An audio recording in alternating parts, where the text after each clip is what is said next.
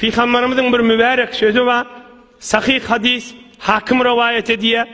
Bir Türkmen alim geçiptir 700 yıl munodal, ona Allame Zehebi diye diyorlar. Tarihte yek alim adam.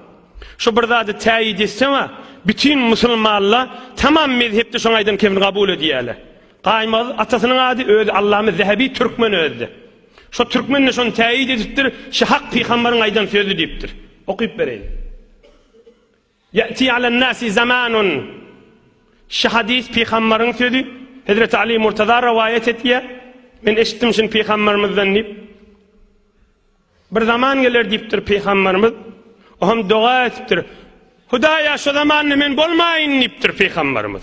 Men dünýeden geçe berýän şu zamanyny önçäk diýipdir. La yuttaba'u fihi'l alim. Din ilmini bilýän adamyň ýygyna düşmerler diýipdir. Din ilmini bilýän adamyň aýdýan kefin tutmazlar, ýygyna düşülmez diýipdir. Ve la yustahya fihi minel halim. Bir gowy ýaşullar vardyr. Edipli, erkälli, Türkmeniň içinde inni kemelişip barýar, ýogalşyp barýar. Bir 10 ýyl mundan nurani ýaşullar var. O jürek ýaşullardan hiç kim utanmaz diýipdir. Oň hiç kim hormat da goýmaz diýipdir. Ve la yuwaqqaru fihi'l kabir ve la yurhamu fihi's sagir. Ne ula hormat goýlar, ne kiçer rahmet ediler diýipdir. Yaqtulu ba'duhum ba'dan ala dünya. Dünýäň üstüne biri-birini öldürürdir o adamlar diýipdir. Kulubuhum kulubul aajim ve elsinetuhum elsinetul arab.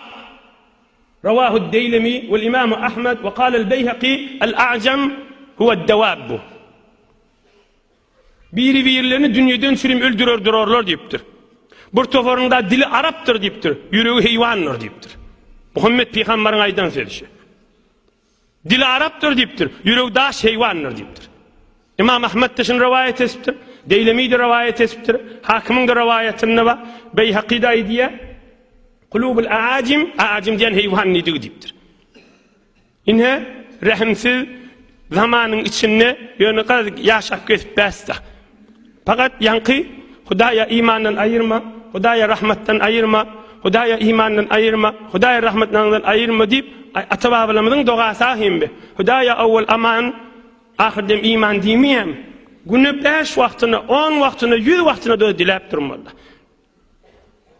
Ahirkyja bir fiqh Hanefide bir misal aýdyn, mesele aýdyn. Oham inşallah gurrun ýygyny alyp gideň. Biyadin la bi khashabatin we la yujawizu thalatha. Kada fi raddil muhtar. Bir çağany, bir enata terbiyet berip vurjak bolsa zerbe.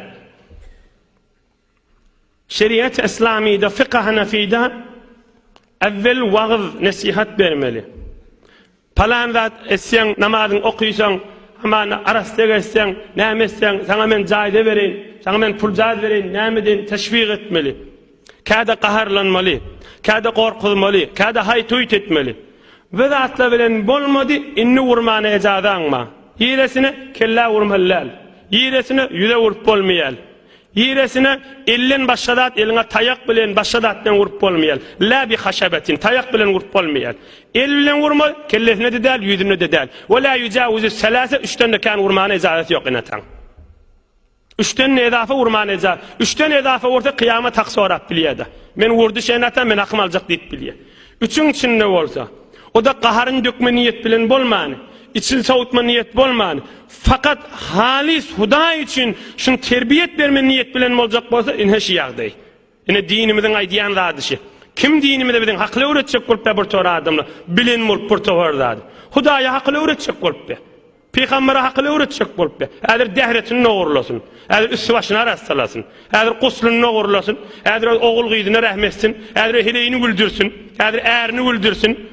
Häzir öz enaçasyny öldürsün, oňa dine gaşyn keplejek bolsun ki, onu da ejazat ýok keplemäni. Allahyň buyrugy ahym bir din. Hemme tarapdan makam bolan, ýeri öň yaradan beýik Allah Taalaň ýebiren pak dini. Oturan ýerinde hakly öwreden bolup da, wagt bolsa işte bir gurrun gelýär, wagt bolmasa inni keyfde ol adamlaryň dersi gelýär. Allah olara tawfik hidaýet bersin.